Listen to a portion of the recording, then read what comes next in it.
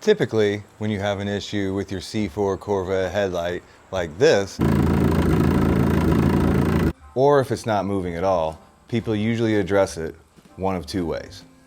Number one is to take apart your headlight motor and replace these old nasty gears inside with some nice fresh new ones, or just replace the entire headlight motor itself. But there is a third way.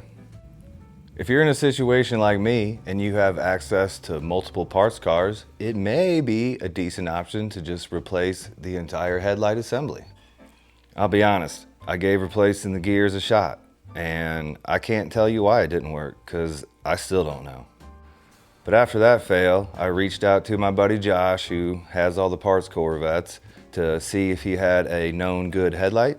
And when he quoted me a price that was a headlight and assembly for less than the cost of a new headlight motor, I figured I might as well roll the dice. All you have to do is unbolt your old assembly, bolt in the new used assembly, swap out the plastic from the donor part with your original plastic, and you're done. Heck, if the parts car is the same color as your car, you might not even have to do that. I'll put some links to some good videos on how to swap out the headlight in the description.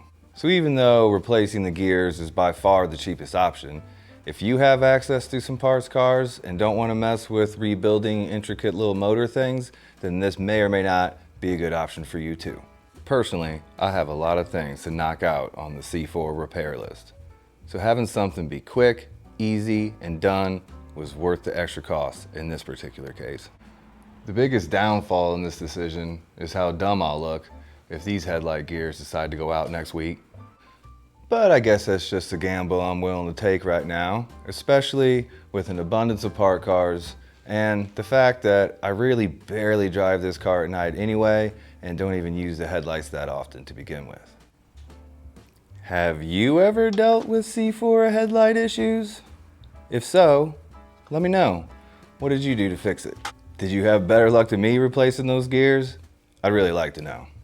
And if you're interested in seeing me continue to knock things off this C4 to-do list, I would be honored if you would subscribe to the channel and check out the C4 restoration playlist to see the progress that I've made so far. Thanks for watching.